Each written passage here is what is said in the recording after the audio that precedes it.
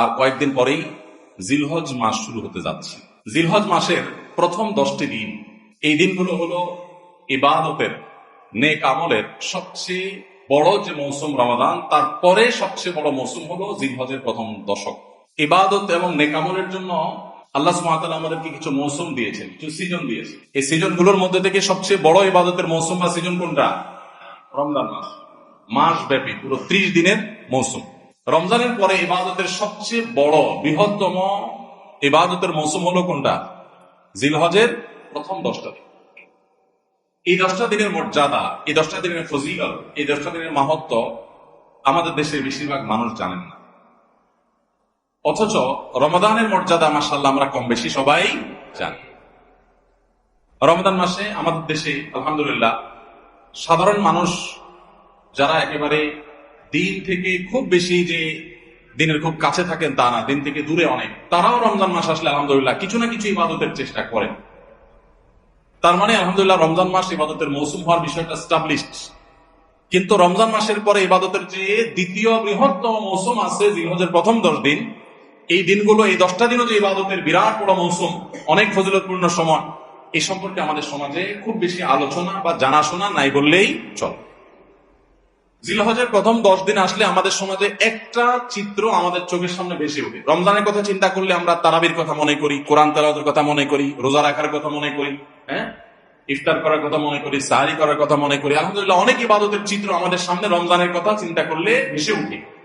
কিন্তু জিলহজের কথা চিন্তা করলে আমাদের স্মৃতিতে ভেসে উঠে শুধু একটা চিত্র। জিলহজের প্রথম দশকের একটা চিত্রই আমাদের স্মৃতিতে ভেসে উঠে। সেটা কোনটা? গরু আর ছাগল। জিলহজের প্রথম দশকের একটা স্মৃতি আমরা জানি, সেটা কি? গরু আর ছাগল। রাস্তাঘাটে, বাজারে, গ্যারেজে, ঘর বাড়িতে, সব জায়গায় শুধু গরু আর ছাগল। জিলহজের প্রথম দশক মানে কি শুধু গরু আর ছাগল? ভাইরা আমার, এই হারিয়ে যাওয়া, বিলুপ্ত প্রায় ইবাদতের এই মৌসুমের ধারণাকে পুনর্জীবন দান করা সময়ের অপরিহার্য একটা দাবি। মুসলিম মিল্লাত আমরা ভুলে গেছি। এজন্য আজকে আমরা যে কথাগুলো বলবো, আল্লাহর ওয়াস্তে সবাই পাক্কা নিয়ত করে নেই, এই কথাগুলো অনুযায়ী আমি নিজে তো আমল করবো ইনশাআল্লাহ। আমি বাইরে গিয়ে আমার পরিবারে, আমার পরিচিত লোকদের মধ্যে আরো কয়েকজন মানুষকে আমি সচেতন করবো ইনশাআল্লাহ। তাহলে একটি আমল হারিয়ে যাচ্ছে, হারিয়ে গেছে প্রায়, এরকম একটা আমলকে পুনর্জীবন দান করা, এটা অনেক বড় ফজিলতপূর্ণ আমল। আপনারা জানেন নবী করিম সাল্লাল্লাহু আলাইহি ওয়াসাল্লাম একটা হাদিস রয়েছে, মান আহিয়া সুন্নাতাম মিন সুন্নতি, যে ব্যক্তি আমার সুন্নতের কোন একটা সুন্নতকে জিন্দা করবে, কোন একটা ভালো কাজ যে ব্যক্তি শুরু করবে, মান সান্না সুন্নাতান হাসানাতান ফালাহু আজরুহা ওয়া আজরু মান আমিলা বিহা, তাহলে এই ব্যক্তি সেই প্রচলন দিয়ে যত মানুষ তার এই প্রচলন থেকে আমল করবে, আল্লাহ তাআলা তাদের সবার সমপরিমাণ সওয়াব তাকে দান করবে। এজন্য আমরা এই মুর্দা সুন্নত, হারিয়ে যাওয়া আমলকে পুনরায় জিন্দা করতে প্রস্তুত আছি তো ইনশাআল্লাহ। আরবে যারা ছিলেন বা আরবের পরিবেশ সম্পর্কে যারা জানেন তারা বলতে পারবেন, বিশেষ করে সৌদি আরবের যে এনভায়রনমেন্ট এবং পরিবেশ, মহল্লা, বাসা, বাড়ি, সেখানে অলিতে গলিতে গেলে বোঝা যায় জিলহজের প্রথম দশক চলতেছে। মার্কেটে গেলে বোঝা যায় জিলহজের প্রথম দশক চলছে। সব জায়গায় তাকবীরের ধ্বনি শোনা যায়, আল্লাহু আকবার, আল্লাহু আকবার, লা ইলাহা ইল্লাল্লাহু, আল্লাহু আকবার, আল্লাহু আকবার, লিল্লাহিল হামদ। বিভিন্ন বাসা বাড়ির গেইটে ছোট্ট ডিভাইস রেখে দেয়, এই ডিভাইসে আপনার ছোট সাউন্ড বক্সে মৃদু ভলিউমে এই তাকবীরগুলো সুললিত কণ্ঠে বাজতে থাকে। পথচারী যারা যায় তারা এটা শুনে তাদের মনে হয় তারা পড়া শুরু করে দেয়। দোকানে যাবেন আপনি, মার্কেটে, শপিং মলে যাবেন, ছোট্ট করে আপনার হালকা ভলিউম দিয়ে এই তাকবীরগুলো বাজাতে থাকে, সেগুলো দেখে সবাই স্মরণ হয়, সবাই পড়তে থাকে। এভাবে গোটা সমাজে বোঝা যায় যে একটা ইবাদতের মৌসুম চলছে। কিন্তু আমাদের সমাজে যে গরু আর ছাগল ছাড়া কিছু দেখা যায় না। তো এই সুন্নাতটাকে আমরা চিন্তা করবো তো ইনশাআল্লাহ। ইসলামের এই ইবাদত গুলো, এগুলো যখন আমরা সমাজে জিন্দা করব, এগুলো যখন প্রচলিত হবে ইনশাআল্লাহ, দিন বিমুখ মানুষগুলো দিনদার হওয়ার জন্য এটা একটা বড় সহায়ক ভূমিকা পালন করবে। রমজানে আমরা ইবাদতের যে চার্জ করেছি ইবাদতের মাধ্যমে, এটা দীর্ঘ 2 মাস পর কিছুটা হলেও দুর্বল হয়ে গেছে, চার্জটা কমে গেছে। আবার জিলহজের প্রথম 10 দিন যখন ভালো করে রিচার্জ করব, আবার কিছুদিন ইনশাআল্লাহ চলতে পারবো আল্লাহ চাহে। আল্লাহ আমাদেরকে সবাইকে আমলের তৌফিক দান করুন। ভাইরা আমার, কোরআনে কারিমে আল্লাহ রাব্বুল আলামিন সূরা ফাজর, কোরআনে কারিমে 30 নম্বর সূরা একটা সূরা হলো সূরাতুল ফজর। এই সূরাতুল ফজরের মধ্যে আল্লাহ তাআলা বলেছেন, ওয়াল ফজরি ওয়া লায়ালিন আশর, ফজরের শপথ। ফজর মানে কি? ফজরের নামাজ সকাল, ফজরের শপথ, ওয়ালায়ালিন আশ, এবং 10টি রাতের শপথ। এই 10টি রাতের শপথ যে আল্লাহ তাআলা করলেন, আল্লাহ সুবহানাহু ওয়া তাআলা কোন বস্তুর নামে শপথ করার মানে হলো ওই বস্তুটা আল্লাহ তাআলার কাছে বিরাট বড় মর্যাদাবান। আল্লাহর সৃষ্টির মধ্যে যে সমস্ত সৃষ্টির নামে আল্লাহ শপথ করেছেন, এই সৃষ্টিগুলোর মাহাত্ম্য এবং শ্রেষ্ঠত্ব মর্যাদা বোঝানোর জন্য আল্লাহ তাআলা ওই বস্তুগুলোর নামে কি করেন? শপথ করেন। যদিও আল্লাহ ছাড়া কোন মানুষের জন্য, বান্দার জন্য জায়েজ নাই আল্লাহ ছাড়া কারোর নামে কি করা? শপথ করা। নবী করিম সাল্লাল্লাহু আলাইহি ওয়াসাল্লাম বলেছেন, মান আরাদা আন ইয়াহলিফা ফালইয়াহলিফ বিল্লাহি আও লিয়াসমুত। কেউ যদি শপথ করতে চায় সে আল্লাহর নামে করবে, আর নাহলে চুপ থাকবে। মায়ের কিরা, বাপের কিরা, অমুকের কিরা, তমুকের কিরা, মাথা সুইয়া, পাও সুইয়া, স্টিয়ারিং হুইল সুইয়া, ক্যাশ বাক্স সুইয়া, এই সমস্ত কোন ছুঁয়াছুঁয়ি করে এবং আল্লাহ ছাড়া কারোর নামে শপথ করা জায়েজ নাই। এটা নূহ মিনাশ শিরক, শিরকের একটা প্রকার। আল্লাহ ছাড়া কারোর নামে কি করা? শপথ করা। তো আল্লাহ সুবহানাহু ওয়া তাআলা শপথ করেন তার সৃষ্টির নামে, কেন? শুধুমাত্র ওই সৃষ্টির মাহাত্ম্য মর্যাদা বোঝাবার জন্য, অথবা শপথ করে যে কথাটা আল্লাহ তাআলা বোঝাতে চান, বলতে চান, সেই কথাটার আজমত, তার বড়ত্ব বোঝাবার জন্য, যে এই কথাটা এত গুরুত্বপূর্ণ কথা, তোমরা বললে সেটাকে শপথ করে বলা লাগতো, এটা বোঝাবার জন্য আল্লাহ শপথ করে। তো এই যে ওয়াল ফাজরি ওয়া লায়ালিন আশ, এই দুই আয়াতে আল্লাহ তাআলা শপথ করলেন। এরপরে 3 নম্বর আয়াতে বলছেন ওয়াল ওয়াশফাই ওয়াল ওয়াতর, এবং জোড় এবং বেজোড়। এই 10টি রাতের মধ্যে আবার জোড় এবং বেজোড়, অর্থাৎ সবগুলো রাতের শপথ। বিশ্ববিখ্যাত তাফসীরের কিতাব তাফসীর ইবনে কাসিরের মধ্যে ইবনে আব্বাস রাদিয়াল্লাহু তাআলা আনহুর বরাতে, আর অন্যান্য মুফাসসিরিনদের বরাতে উল্লেখ করা হয়েছে, এখানে 10টি রাত বলতে বোঝানো হয়েছে জিলহজের প্রথম 10টা, জিলহজ মাসের প্রথম 10টা রাত। এবং এই 10টা রাতের যে জোড় বেজোড় সবগুলোই যে ফজিলতপূর্ণ, এটা বোঝাবার জন্য আল্লাহ তাআলা আরেকটা আয়াত ব্যবহার করেছেন, ওয়াশফাই ওয়াল ওয়াতর, জোড় এবং বেজোড় সবগুলো রাতের শপথ। তাহলে এখান থেকে জিলহজের প্রথম দশকের মর্যাদা বোঝা আসে কি আসে না? সহিহ বুখারীর একটা হাদিস রয়েছে, নবী করিম সাল্লাল্লাহু আলাইহি ওয়াসাল্লাম বলেছেন, মা মিন আইয়ামিন আল্লাহ আমালুস সালিহু ফীহিন্না আহাব্বু ইলাল্লাহ মিন হাযিহিল আইয়াম, ইয়ানি আইয়ামুল আশর।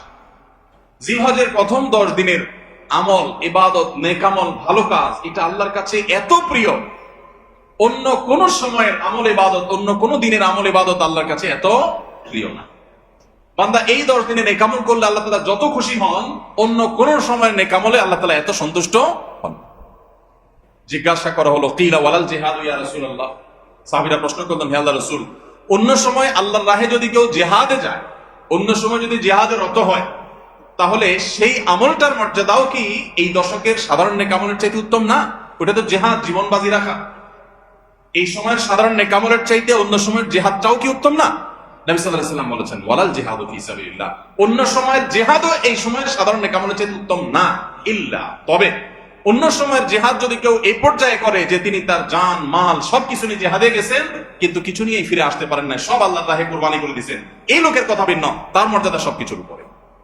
তাহলে এই দশকের নেক আমল, এই দশকের ইবাদত বন্দেগীর মর্যাদা এত বেশি, ভাইরা আমার, যে আল্লাহ রাব্বুল আলামিনের কাছে বছরের অন্য কোন সময়ের কোন আমল, এমনকি জিহাদও, সাধারণ জিহাদও এই দশকের নেক আমলের চাইতে বেশি প্রিয় না। এই হাদিস থেকে, বুখারীর এই হাদিস থেকে আমরা কি বুঝলাম? যে এই দশক আল্লাহ সুবহানাহু ওয়া তাআলার কাছে ইবাদতের দশক, নেক আমলের দশক, মর্যাদার দশক, ফজিলতের দশক।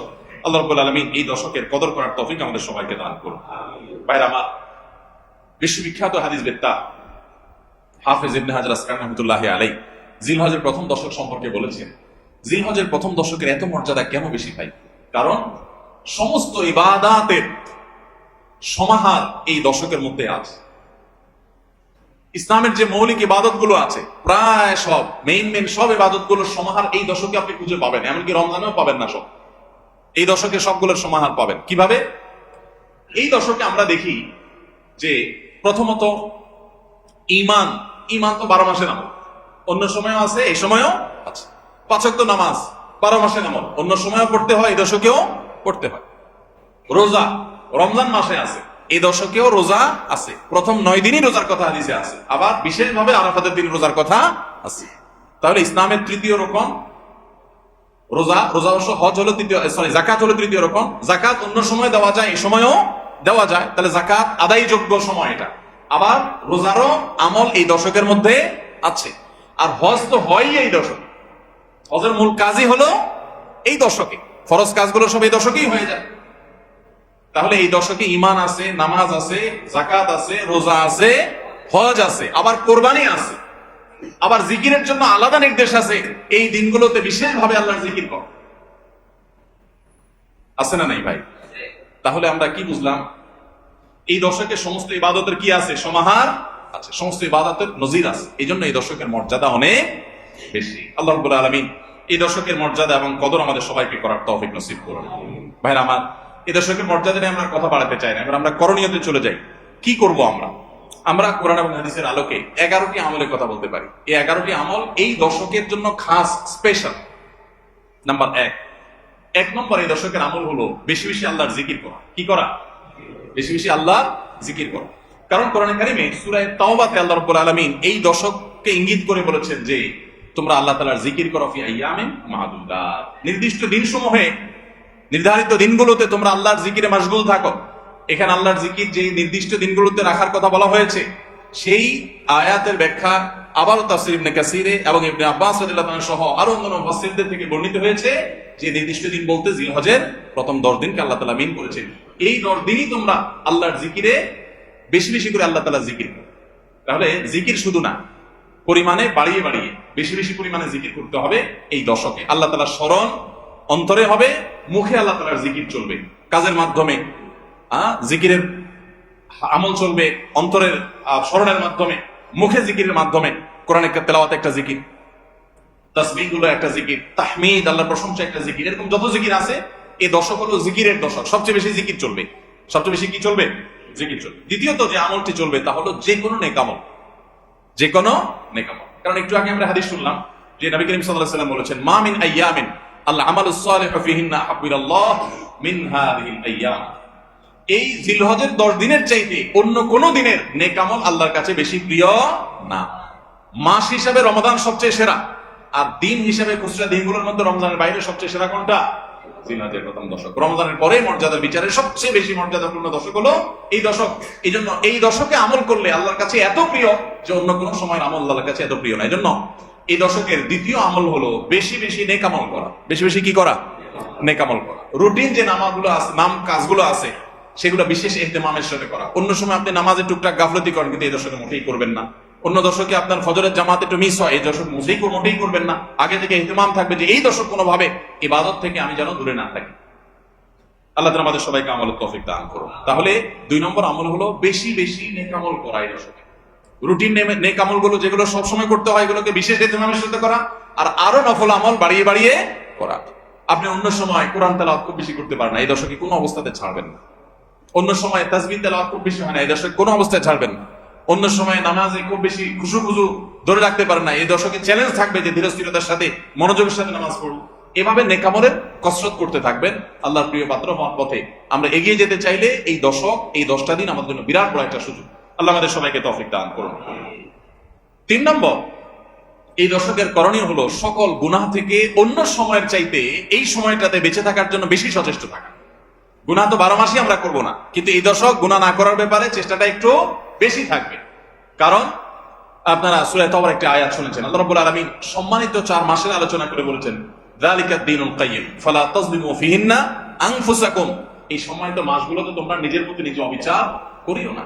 ভাইরা আমার, তার মানে যেই সময়টাতে আল্লাহ নৈকট্য লাভের সুযোগ, ওই সময়টাতে যদি কেউ পাপাচারে লিপ্ত হয়, এর চেয়ে পাপিষ্ঠ আর কে আছে?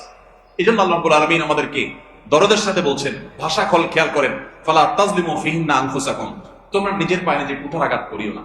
এই 10 দিন না, শুধুমাত্র এই পুরো সম্মানিত 4 মাস, সম্মানিত 4 মাসের ভিতরে টানা 3টা মাস চলছে, জিলকদ, জিলহজ, মুহররম, আর একটা হলো রজব মাস, রমজান আগের মাস। তাহলে সম্মানিত 4 মাসের মধ্যে এই 10টা দিন আবার বিশেষ মর্যাদাবান।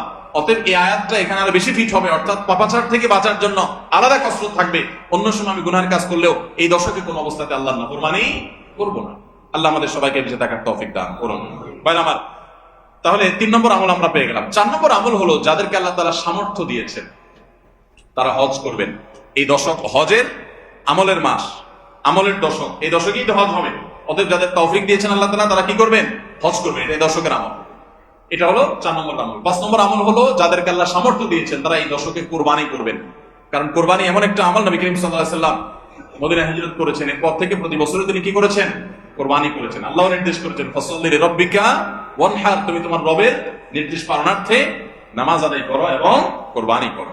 তো এই জন্য ঈদুল আজহা অর্থাৎ এই জিলহজের প্রথম দশকের শেষ দিন অর্থাৎ 10ম দিনে কোরবানির আমলটা করা, এটা যাদের সামর্থ্য আছে তাদের জন্য প্রযোজ্য। এই দশকের একটা আমল হলো কি করা? কোরবানি করা। কয়টা আমল গেল? 5টা। 6 নম্বর হলো যাদের কোরবানি করার ইচ্ছা আছে তারা জিলহজের চাঁদ ওঠার আগে আগে জিলকদ মাসের শেষ দিনের মধ্যে তাদের হাতের নখ, চুল, গোঁফ, অবাঞ্ছিত লোম এগুলো সব কেটে পরিষ্কার করে ফেলবেন এবং এই দশক আর সেগুলোতে হাত দিবেন না। কোরবানি করে তারপরে সেগুলো পরিষ্কার করতে চাইলে করবেন, এই দশকে আর হাত দিবেন না। নবী সাল্লাল্লাহু আলাইহি ওয়াসাল্লাম বলেছেন, মান আরাদা আন ইউদাহিয়া ফালা ইয়াখুয মিন শা'রিহি ওয়া আযফারিহি শাইআ, যে ব্যক্তি কোরবানি করার ইরাদা করেছে, নিয়ত করেছে, সেই জন্য তার চুল, নখ এগুলো না কাটে ওই 10 দিন। জিলহজের চাঁদ উঠছে আর কাটবেন না, চাঁদ উঠার আগে আগে কেটে ফেলবেন এবং কোরবানির পরে যায় কাটবেন, এই 10 দিন বিরত থাকেন। তবে অন্য আরো বিভিন্ন রিওয়ায়াত থেকে, বর্ণনা থেকে বোঝা যায় যে এই আমলটা শুধু যিনি কোরবানি করবেন তিনি নন, যিনি কোরবানি করবেন না, কোরবানি করার সামর্থ্য নাই, তিনি এই আমল করতে পারেন, তাহলে আল্লাহ তাআলা তাকে কোরবানি করার সওয়াব দান করবেন। এমনকি কোন কোন সালাফ, কোন কোন সাহাবী থেকে আমলও বর্ণিত আছে যে বাসার বাচ্চা কাচ্চা যারা আছে তাদেরকেও এই দশকে চুল, নখ ইত্যাদি কাটতে নিষেধ করেছেন। তার চুল, নখ ইত্যাদি কাটা থেকে বিরত থাকা এই 10 দিন, আগে কাটা এবং পরে কাটা, এই 10 দিন না কাটাকাটি না করা, এটা একটা মুস্তাহাব আমল এবং প্রায় সব ফুকাহায়ে কেরাম এই ব্যাপারে একমত হয়েছে। মাওসুআ ফিকহিয়া কুয়েতিয়ার মধ্যে লেখা হয়েছে যে ইত্তাফাকাল ফুকাহা, সব ফকিহগণ প্রায় একমত যে এই দশকে যিনি কোরবানি করবেন তিনি তো বটেই, কোরবানি যিনি করবেন না তাদের তরফ থেকেও চুল, নখ এগুলা কাটা থেকে বিরত থাকা মুস্তাহাব। তাহলে 6 নম্বর আমল গেল চুল, নখ ইত্যাদি দশক না কেটে থাকা। 7 নম্বর আমল হলো এই দশকে বেশি বেশি তাকবীর পাঠ করা। এটা তাকবীর মুতলাক বলা হয়, সাধারণ তাকবীর। আল্লাহু আকবার, আল্লাহু আকবার, লা ইলাহা ইল্লাল্লাহ, আল্লাহু আকবার, আল্লাহু আকবার ওয়া লিল্লাহিল হামদ। এই তাকবীরটা হলো মিন শাআইরিল ইসলাম, এটাকে আমরা করতে পারি। ইসলামের যে নিদর্শনগুলো আছে সেগুলোর মতো করে এই তাকবীরটা আমরা পাঠ করব, এমন ভাবে পাঠ করব যে অলিতে গলিতে, রাস্তাঘাটে সব জায়গায় তাকবীরের ধ্বনি চলতে থাকবে, কারণ ডিস্টার্ব করে না, মৃদু কণ্ঠে সব জায়গায় গুনগুনিয়ে আমাদের মুখ থেকে তাকবীর চলবে। আপনারা অনেকে হয়তো শুনে থাকবেন সাহাবায়ে কেরাম রিদওয়ানুল্লাহি তাআলা আজমাইনের মধ্যে থেকে কেউ কেউ, আবু হুরায়রা রাদিয়াল্লাহু তাআলা আনহু, আর কোন কোন সাহাবীর আমল বর্ণিত আছে যে প্রথম দশক শুরু হলে তারা বাজারে চলে যেতেন। বাজারে কেন যেতেন ভাই? শুধুমাত্র এই নিয়তে বাজারে যেতেন যে বাজারে গিয়ে অনেক মানুষজন থাকবে, তাদের সামনে গিয়ে উচ্চস্বরে তাকবীর পাঠ করব, আমার তাকবীর শুনে পুরো বাজারে সবাই গুনগুনিয়ে তাকবীর বলে উঠবে, এই উদ্দেশ্যে শুধুমাত্র কোন কোন সাহাবী বাজারে যেতেন এবং যে বলতেন আল্লাহু আকবার, আল্লাহু আকবার, লা ইলাহা ইল্লাল্লাহ, আল্লাহু আকবার, আল্লাহু আকবার ওয়া লিল্লাহিল হামদ। শয়তান আমাদের পুরো সমাজকে গ্রাস করে ফেলছে ভাই, সর্বত্র, আমাদের বাসা বাড়ি, আমাদের ব্যবসা প্রতিষ্ঠান, আমাদের শিক্ষা প্রতিষ্ঠান, আমাদের চিন্তা চেতনা, মন, মগজ, দেহ, মস্তিষ্ক সবকিছু ইবলিস নানা ভাবে আমাদেরকে প্রভাবিত করে রাখছে। ইবলিসের ওয়াজ তো আজকাল আমরা শুনি না। কোরআনে আল্লাহ তাআলা সবচেয়ে বেশি যাকে শত্রু হিসাবে দেখাইছেন সে হলো কে? ইবলিস। তার ব্যাপারে আল্লাহ বলেছেন যে সে আমাদের আদু ওয়া মুবিন, স্পষ্ট শয়তান। আমরা জীবনে কোনোদিন দেখিই নাই, আল্লাহ বলেছেন স্পষ্ট শয়তান। কেমনে স্পষ্ট হলো? আমরা দেখিই না, সে থাকে গোপনে, আল্লাহ বলেছেন স্পষ্ট। ভাইরা আমার, এই জন্য আল্লাহ স্পষ্ট বলেছেন যে শয়তান নিজে দেখা না দিলে কি হবে? শয়তানের শয়তানি সারাক্ষণ আমাদের চোখের সামনে আসে, চতুর্দিক থেকে শয়তানি আমরা দেখি না? তো এই শয়তান তার শয়তানি করে করে পরিবেশটাকে আমাদের নষ্ট করে ফেলছে। আমাদের দেশ তরুণ প্রজন্মকে ধ্বংসের দ্বারপ্রান্তে নিয়ে যাওয়া হয়েছে, তাদেরকে দিন থেকে এত দূরে সরাই দেওয়া হয়েছে, কখনো শিক্ষার নামে, কখনো সংস্কৃতির নামে, কখনো বিনোদনের নামে, কখনো খেলাধুলার নামে, কখনো ক্যারিয়ারের নামে, এক এক সময় এক এক নাম দিয়ে আমাদের সন্তানদেরকে আল্লাহে দিন থেকে এত দূরে সরিয়ে ফেলা হয়েছে। আমরা অনেকে এখনো আঁচ করতে পারছি না, ভয়াবহতা কোথায় গিয়ে ঠেকেছে অনেকে অনুমান করতে পারছি না। সমাজ থেকে শয়তানের এই সমস্ত শয়তানের প্রভাব দূর করবার জন্য জিলহজের প্রথম দশকে অলিতে গলিতে, রাস্তাঘাটে, বাসা বাড়িতে, ব্যবসা প্রতিষ্ঠানে সব জায়গায় তাকবীর ধ্বনি উচ্চারিত করতে থাকেন। এই তাকবীর ধ্বনি নীরবে না, সশব্দে, সশব্দে বলতে মানুষকে ডিস্টার্ব করে না, যতটুকু মানুষ সহনীয় হয় মৃদু কণ্ঠে এই তাকবীর গুনগুনিয়ে আমরা গাইতে থাকবো, আওয়াজ করে করে বলতে থাকবো, সর্বত্র এটি ধ্বনিত হতে থাকবে। এই আন্দোলনটা আমার প্রত্যেকটা একটু করতে হবে। রাজি আছেন ইনশাআল্লাহ?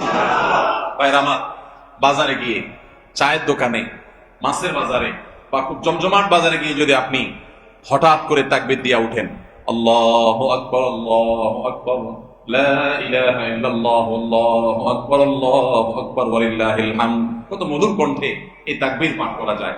আল্লাহু আকবার, আল্লাহু আকবার, আল্লাহ সবচেয়ে বড়, আল্লাহ সবচেয়ে বড়, লা ইলাহা ইল্লাল্লাহ, আল্লাহ ছাড়া সত্যিকারের কোনো মাবুদ নাই, লা ইলাহা ইল্লাল্লাহ, আল্লাহু আকবার, আল্লাহ বড়, ওয়ালিল্লাহিল হামদ, আল্লাহ বড়, আল্লাহ বড় এবং তার জন্য সমস্ত প্রশংসা। ভাইরা আমার, আল্লাহর এই বড়ত্ব এটা বলতে গিয়ে আজকাল আমাদের অনেকের হেজিটেশন হয়, আমাদের অনেকের মধ্যে ইতস্তত বোধ হয় যে মানুষের সামনে যায় বলবো, একে একে বলি ঠিক আছে, মানুষের সামনে আবার বলবো কেমন লাগে। এগুলো আমাদের ইমানের দুর্বলতার দলিল।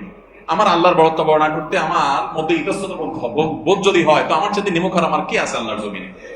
আমি কত আল্লাহ নিমুখ হারাম যে আল্লাহ সারাদিন আল্লাহ নিয়ামতের ভিতরে ডুবে আছি, আল্লাহর বড়ত্বটা জোরে বললে কে কি মনে করবে, আমি এই চিন্তা করছি। তো আমরা ইনশাআল্লাহ এই অচল আয়াতন ভাঙবো তো, আমরা ইনশাআল্লাহ এই হীনমন্যতা, এই ইতস্ততা দূর করবো তো ইনশাআল্লাহ। ভাইরা আমার, টার্গেট করে করে বাসায় যাওয়ার সময় মোবাইলে অ্যালার্ম দিয়ে দিই, লিখে লিখে রিমাইন্ড করে করে তারপরে আমল করবো, মনে থাকবে তো ইনশাআল্লাহ। যেখানে মানুষ আছে একটু জোরে জোরে তাকবীর পাঠ করবো, বাসায় ঢোকার সময় জোরে জোরে পড়তে পড়তে ঢুকবেন যাতে বাসার সবাই তাকবীর দিয়ে উঠে, হঠাৎ মনে হবে একটু জোরে জোরে পড়বেন যাতে সবাই তাকবীর দিয়ে উঠে, পুরো পরিবেশটাকে সেভাবে করবেন। আমি আমার বাসায় এই দশক আসলে সাধারণত মৃদু কণ্ঠে ভলিউমের সবসময় তাকবীরটা চালু করে রাখি যাতে সবার মনে হয়। অফিসে কম্পিউটারে এটাকে মৃদু কণ্ঠে চালু করে রাখি, অন্যান্য কাজ করতে থাকে, এই আওয়াজ চলতে থাকে যাতে করে যে আসে সে দেখে তার মনে হয় সে আমলটা করতে পারে। তো আমরা এই আমলটা চিন্তা করবো তো ইনশাআল্লাহ।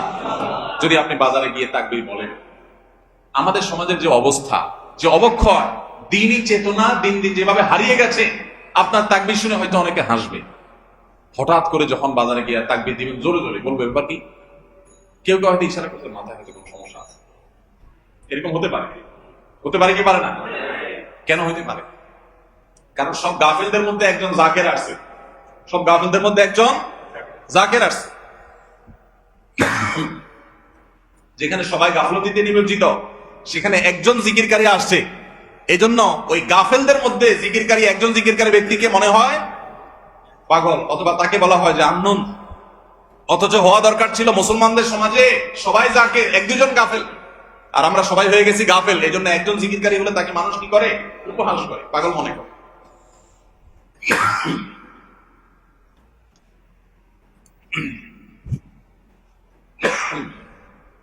তো ভাইরা,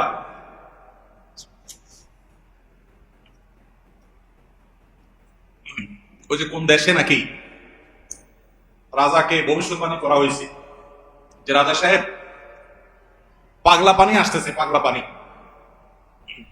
বন্যার পানিতে যে পানি আসবে এটাতে সব জায়গায় ছড়ায় যাবে, এটা পাগলা পানি, দেশে আর কোনো পানি থাকবে না, এই পানি সবাই খাইতে বাধ্য হবে, আর এই পানি পাগলা পানি নাম এই জন্য দেওয়া হয়েছে, এই পানি যে খাবে সে পাগল হয়ে যাবে। রাজা সাহেব এই ভবিষ্যৎবাণী শুনে পরামর্শ করতেছেন সব মন্ত্রীদের সাথে যে কি করা যায়। দেশের সব মানুষ পাগল হয়ে গেলেও আমার তো অন্তত ভালো থাকতে হবে, আমি পাগল হয়ে গেলে দেশ চলবে না। তো সবাই বলতে দিচ্ছে, রাজা সাহেব এক কাজ করেন, তাহলে আপনার রাজ বাড়িতে বেশি করে পানি স্টক করে রাখেন, যে পাগলা পানি যখন আসবে, সাধারণ পানি যখন থাকবে না, টাঙ্কিতে আপনার বাসায় পর্যাপ্ত পানি থাকবে, 1-2 মাস চলবে। তো অন্তত আপনি ওই পানিগুলা খেয়ে ভালো থাকলেন, জনগণ সব পাগল হয়ে গেল, আপনি একটু সামলালেন। তো বুদ্ধি অনুযায়ী রাজা সাহেব সব পানির ব্যবস্থা রাখছে এবং বিরাট পানির ট্যাঙ্কি ভরে ফেলছে। করার পর এবার সেই পানির ট্যাঙ্কির পানি রাজা সাহেব এবং তার ফ্যামিলির লোকজন খাইছে, এবং যথারীতি জনগণ ওই পাগলা পানি খায় সব পাগল হয়ে গেছে, আর পাগল হয়ে সব কাপড় চোপড় খুলে ফেলছে। এখন সব পাগলরা এসে রাজবাড়ি ঘেরাও করে ফেলছে এবং সবাই মিলে বলতেছে, ওই দেখ কয়েকটা পাগল, কারণ এগুলো পরনে কাপড় আছে, এগুলো মাথা নষ্ট হয়ে গেছে, এটা পরনে কাপড় পরে রয়েছে কেন? এবার রাজা সাহেব সবার সাথে পরামর্শ করতেছে পরিবার সদস্যদের সাথে, যে আমাদের কি করা এখন? সবাই যে আমাদেরকে পাগল বলা শুরু করছে, যদি পাগল বলে মাইদ্যুৎ দেওয়া শুরু করে দেয় কি করা যাবে? তখন এবার সবাই বুদ্ধি করলো পরিবারের লোকেরা, যে তাহলে এক কাজ করা যাক, যে সমাজের সব পাগল থাকে সেখানে আসলে সুস্থ থাকাটা দোষের, আমরাও চলেন পাগলা পানি খেয়ে পাগল হয়ে যাই। এবার তারাও পাগলা পানি খেয়ে পাগল হয়ে গেছে, এবার পাগলে পাগলে মিলছে, আর অসুবিধা হয়। এই সমস্ত গল্প হয়তো এর কোনো বাস্তবতা নাই, কিন্তু এই গল্প বলার উদ্দেশ্য হলো যে যেই সমাজে মানুষ সব গাফেল হয়ে যায়, ফাসেকের পরিমাণ বেশি হয়ে যায়, সেই সমাজে একজন বাজারে গিয়ে যখন আল্লাহু আকবার আল্লাহু আকবার তাকবীর ধ্বনি দিবে, তখন তাকে কিছু লোক পাগল বলাটা সমাজের মানুষের পাগল হওয়ার দলিল। পাগল হওয়া বলতে ফাসেক হয়ে যাওয়া, আল্লাহর জিকির থেকে দূরে সরে যাওয়ার দলিল। কেন বাজারে যায় যদি কেউ একটু গেয়ে ওঠে, মনের সুখে কোন একটা গান গেয়ে উঠে, তাকে তো কেউ অসুস্থ মনে করে না, তাহলে জিকিরের ক্ষেত্রে এরকম কেন হয়? আপনি যদি বাসে উঠেন, উঠে বলেন আল্লাহু আকবার, আল্লাহু আকবার, লা ইলাহা ইল্লাল্লাহ, আল্লাহু আকবার, আল্লাহু আকবার, ওয়ালিল্লাহিল হামদ। প্রথম কারোর কাছে আনইজি লাগতে পারে। উঠার পর যদি আর কেউ পড়েন, বলবে যে ভাই হাতে কোনো ব্যাগ ট্যাগ তো দেখা যাচ্ছে না, কিছু বেচবে নাকি, অকার টকার নেই কোনো। আপনি যদি তখন সুন্দর করে, যারা অবাক হয়ে তাকাবে তাদের যদি বলেন, ভাই এই দশকে আমাদের নবীজি বেশি বেশি করে উচ্চস্বরে তাকবীর পাঠ করতে বলেছেন, আপনারা তো সবাই মুসলমান, আপনাদের সবাইকে স্মরণ করানোর জন্য আমি জোরে জোরে করছি, আপনারা কেউ মনে কিছু নিয়েন না, আলহামদুলিল্লাহ, তাইলে কি ইচ্ছা কত। তো আমরা এই আমলটা করবো তো ইনশাআল্লাহ। কঠিন আমল, কিন্তু এটাকে জিন্দা করতে পারলে সমাজে সর্বত্র যখন তাকবীরের ধ্বনি ভাসতে থাকবে, শয়তান পালা যাবে ইনশাআল্লাহ সমাজ থেকে। ঘরে যখন সারাদিন তাকবীর ধ্বনি ভাসতে থাকবে, শয়তান পালা যাবে। আল্লাহ আমাদের সবাইকে আমলের তৌফিক দান করুন। জিলহজের প্রথম দশকে এই আমলটা সম্পর্কে নবী করিম সাল্লাল্লাহু আলাইহি ওয়াসাল্লামের ভাষ্য খেয়াল করেন। তিনি বলেছেন, ফাকফিরু ফীহিন্না মিনাত তাকবীরি ওয়াত তাহলিলি ওয়াত তাহমিদ। জিলহজের প্রথম দশক যখন শুরু হয়, তোমরা বেশি বেশি করে তাকবীর পড়ো, বেশি বেশি করে তাহমিদ পড়ো, বেশি বেশি করে তাহলিল পড়ো, অর্থাৎ আল্লাহু আকবার, আল্লাহু আকবার, লা ইলাহা ইল্লাল্লাহ, আল্লাহু আকবার, আল্লাহু আকবার, আলহামদুলিল্লাহ, বেশি বেশি করে পাঠ করো। নবী সাল্লাল্লাহু আলাইহি ওয়াসাল্লাম নির্দেশ করেছেন। তাহলে কয় নম্বর আমল গেল? 7 নম্বর আমল, বেশি বেশি করে তাকবীর, তাহমিদ, তাহলিল পড়া। 8 নম্বর আমল হলো এই তাকবীর, তাহমিদ, তাহলিলটাই বিশেষভাবে পড়া। 7 নম্বরটা হলো সাধারণভাবে রাত দিন যতক্ষণ পারেন বেশি বেশি পড়বেন, কোনো সময় ফিক্স নাই, এবং 10 দিন ফুল। আর 8 নম্বর আমল হলো এই তাকবীরটাই নির্দিষ্ট সময় নির্দিষ্ট দিনগুলোতে বিশেষভাবে পড়া। সাধারণভাবে তো পড়বেনই, আর বিশেষভাবে পড়বেন। বিশেষভাবে কখন? আইয়ামে তাশরিকে। আইয়ামে তাশরিক কাকে বলা হয় ভাই? জিলহজের 9 তারিখ ফজরের পর থেকে নিয়ে জিলহজের 13 তারিখ আসর পর্যন্ত। জিলহজের 9 তারিখ ফজর থেকে নিয়ে জিলহজের 13 তারিখ আসর পর্যন্ত প্রত্যেক নামাজের পর সবাই যার যার জায়গা, পুরুষরা সরবে আর মা বোনরা বাসা বাড়িতে নীরবে তারা তাকবীর পাঠ করবেন। আল্লাহু আকবার, আল্লাহু আকবার, লা ইলাহা ইল্লাল্লাহ, আল্লাহু আকবার, আল্লাহু আকবার, ওয়ালিল্লাহিল হামদ। প্রত্যেক নামাজের পরে একা একা পড়েন আর জামাতে পড়েন, সর্বাবস্থা। জামাতে পড়লে ইমামের সাথে তাল মিলায় পড়তে হবে, জরুরি না, প্রত্যেকে যার যারটা শেষে পড়বেন। মনে থাকবে তো ইনশাআল্লাহ। তাহলে 8 নম্বর আমল হলো আইয়ামে তাশরিক, অর্থাৎ জিলহজের 9 তারিখ থেকে 13 তারিখ পর্যন্ত প্রত্যেক নামাজের পরে তাকবীরগুলো জোরে জোরে পাঠ করতে থাকবে ইনশাআল্লাহ। 9 নম্বর আমল হলো জিলহজের 1 তারিখ থেকে 9 তারিখ পর্যন্ত এই 9 দিনই নফল রোজা রাখা। এই 9 দিনই নফল রোজা রাখা। এই 9 দিন নফল রোজা রাখা সম্পর্কিত একটা হাদিস পাওয়া যায়, এবং এই 9 দিনের নফল আমল সম্পর্কে মওসুআ কুওয়েতিয়া ফিকহিয়া কুয়েত থেকে প্রকাশিত ফিকহ বিশ্বকোষ, সেখানে বর্তমান সময়ের সবচাইতে অথেন্টিক ফতোয়ার কিতাবগুলোর মধ্যে থেকে, প্রসিদ্ধ কিতাবগুলো থেকে একটা, ফতোয়ার কিতাবগুলো থেকে মওসুআ ফিকহিয়া কুওয়েতিয়া, সেখানে লেখা হয়েছে যে ইত্তাফাকুল ফুকাহা, সমস্ত ফকিহগণ এবারে একমত যে জিলহজের 1 তারিখ থেকে 9 তারিখ পর্যন্ত 9 দিনের রোজা রাখা মুস্তাহাব। এই 9 দিন রোজা রাখা মুস্তাহাব। বিভিন্ন বর্ণনায় এটি প্রমাণিত হয়, যদি সে বর্ণনাগুলো কোন কোন সনদ দিয়ে মুহাদ্দিসরা একটু আপত্তি তুলেছেন, কিন্তু ফুকাহা কেরাম এ ব্যাপারে রেকমেন্ড করেছেন যে এই 9 দিন রোজা রাখা মুস্তাহাব। যেহেতু জিলহজের প্রথম 10 দিনের পুরো 10 দিনই ইবাদত আল্লাহর কাছে প্রিয়, আমাদের নফল আমল, রোজাও একটা নফল আমল, সেই হিসাবে রোজাটা অটোমেটিকও চলে আসে। এজন্য 9 নম্বর আমল হলো জিলহজের 1 থেকে 9 তারিখ পর্যন্ত এই দিনগুলো কি করা? রোজা রাখা। 10 নম্বর আমল হলো স্পেশালি, বিশেষভাবে আরাফার দিনে, অর্থাৎ জিলহজের 9 তারিখে রোজা রাখা। জিলহজের 9 তারিখে কি করা?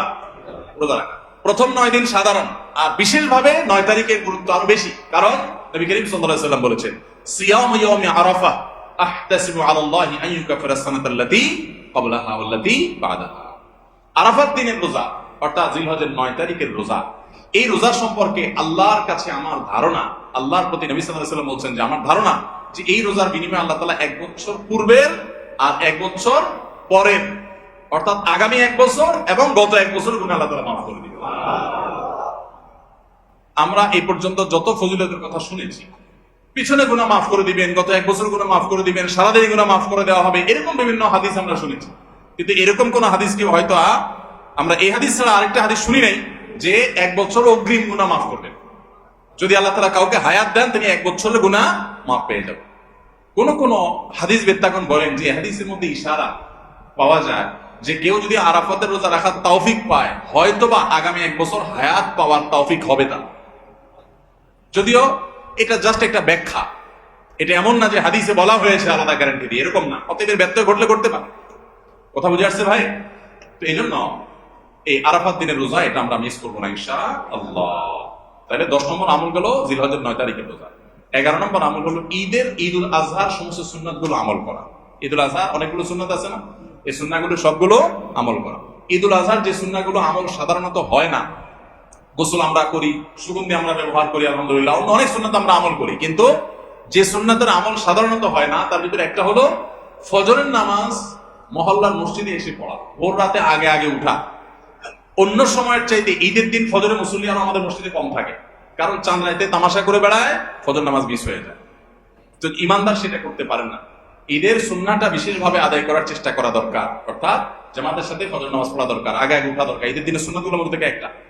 আরেকটা সুন্নাত আমাদের অবহেলিত, আদায় হয় না, সেটা হলো ঈদুল আজহা হোক আর ঈদুল ফিতর হোক, ঈদের নামাজ মাঠে পড়ার চেষ্টা করা দরকার। কোথায়? মাঠে। মাঠ এখন কম, বিশেষ করে শহর এলাকাতে মাঠ একটু কম, কিন্তু যেগুলো আছে সেগুলো যদি সঠিকভাবে সবগুলোকে ব্যবহার করা হয় তাহলে অনেক জায়গায় সুন্নাহ জিন্দা হয়। আমরা ঈদের নামাজ মসজিদে পড়ি, কেন পড়ি? একটা অজুহাত দেই, মাঠ কম। এই অজুহাত সব ক্ষেত্রে গ্রহণযোগ্য না এবং সঠিক না। অনেক জায়গায় মাঠ থাকা সত্ত্বেও মানুষ মসজিদে নামাজ পড়ে, কারণ সব মহল্লার মানুষ আলাদা আলাদা নিজেরা একটু মাতবরি করতে চায়। আমরা আবার আরেক জায়গায় নামাজ পড়তে যাবো, আমাদের একটা বাঁকাওয়াতি থাকে। এই রোগ মসজিদে ঢুকে গেছে, মসজিদ কমিটির লোকদের মধ্যে রোগ ঢুকে গেছে। তারা এই কোরবানি করতে রাজি না, যে আমরা এখানে জমাত করবো না, চলো আমরা সবাই মিলে বড় একটা মাঠে করি। বড় মাঠে কয়েক মসজিদের মুসল্লি একসাথে নামাজ আদায় করার যে সৌন্দর্য আছে, এই সৌন্দর্য মসজিদের মধ্যে ঈদের নামাজ পড়ার মাধ্যমে নাই। এই জন্য ভাইরা, মাঠে ঈদের নামাজ জিন্দা করার চেষ্টা করতে হবে ইনশাআল্লাহ। চেষ্টা করা যাবে না ইনশাআল্লাহ? তাই বলে আবার রাস্তাঘাট আটকায় মানুষের অসুবিধা হয় সেভাবে বলে ঈদের নামাজ ব্যবস্থা করেন। যদি কোনো রাস্তা এরকম হয় যে না, এই রাস্তা বিকল্প বহু রাস্তা ডানে বামে আসে, মহল্লার রাস্তা, কারোর কোনো অসুবিধা হবে না, তাহলে সেখানে হতে পারে শর্ত সাপেক্ষে। কিন্তু সাধারণত রাস্তা নয়, বরং আমাদের নামাজ পড়তে হবে কোথায়? মাঠে। এবং ঈদের নামাজ মসজিদে আদায় করবেন না, মাঠে আদায় করবেন। এই আওয়াজটা সর্বত্র তোলা দরকার। শহর তো বটেই, গ্রামে পর্যন্ত এখন প্রত্যেক মসজিদে নামাজ হয়। কেউ কাউকে মানতে রাজি না, কেউ কাউকে মানতে রাজি না। আরেক জায়গায় ঈদগাহে নামাজ পড়লে আমাদের ইজ্জত থাকে নাকি? তো এই লোক ইসলাম বুঝে নাই। ঈদের জামাত হবে, অনেক বড় জামাত, সেখানে বহু মসজিদে মুসল্লিরা আসবে, এটার মধ্যেই সৌন্দর্য, পুরো মহল্লার মানুষের সম্মিলন করবে, এই সুন্নাত আদায় হয়। ঈদুল আজহার আরেকটা সুন্নাত অবহেলিত, সেটা হলো ঈদুল আজহায় আমরা জানি যে প্রথম খাবার ঈদুল আজহার কোরবানির গোশত দিয়ে হবে, এটা সুন্নাত। ওমর রাদিয়াল্লাহু আনহু থেকে একটা রওয়ায়াত বর্ণিত আছে যে আল্লাহ তাআলার উদ্দেশ্যে কোনো কিছু দান করলে এটা নিজে ভোগ করা যায় না। যায়? আপনি আল্লাহকে খুশি করার জন্য আল্লাহর রাস্তায় কিছু দিয়ে দিয়েছেন, এটাকে নিজে খাওয়া যায় না? এটা আপনি গরিবকে দিয়ে দিবেন, মসজিদে দান করলে মসজিদকে দিয়ে দিবেন, আপনি নিজে ভোগ করতে পারবেন না। শুধু কোরবানি এবং আকিকা, এই দুইটা আমল আছে, যে এই দুইটা আমল আল্লাহকে খুশি করার জন্য জবাই করার সময় বলছেন বিসমিল্লাহ আল্লাহু আকবার, আল্লাহুম্মা লাক মিনকা ওয়া লাক, আল্লাহ আপনার তরফ থেকে আবার আপনার উদ্দেশ্যেই কোরবানি করলাম, আমার কোনো ধান্দা নাই। অথচ আবার ঠিকই ওইটার গোশতটা আল্লাহ আপনাকে খেতে দিয়েছেন, কারণ এটা আল্লাহর পক্ষ থেকে সাদাকা, আল্লাহর পক্ষ থেকে মেহমানদারি, যে আল্লাহ আপনার থেকে কবুল করেছেন এবং বলেছেন বান্দা আমি বুঝে পাইছি এটা তোমাকে দিছি, তুমি খাও। তো এই জন্য আল্লাহর মেহমানদারি দিয়ে দিনের প্রথম খাবার গ্রহণ করা, যাতে করে ক্ষুধার্ত থেকে খাবারের প্রতি আগ্রহী হন আপনি, এবং আল্লাহর মেহমানদারি দিয়ে প্রথম খাবার খান আপনি, এটা সুন্নাত। এই জন্য ঈদুল আজহার দিন আমরা কোনো কিছু না খেয়ে থাকবো, রাতে খেয়ে যে শোবো, এরপরে আর কোনো কিছু খাবো না, ঈদগাহে আসবো না খেয়ে, কোরবানির পশুর গোশত বানায়া রান্না করে ওইটা দিয়ে প্রথম খাবার খাবো ইনশাআল্লাহ। আল্লাহ তাআলা আমাদের সবাইকে এসব সুন্নাহগুলো মেনে চলার তৌফিক দান করুন।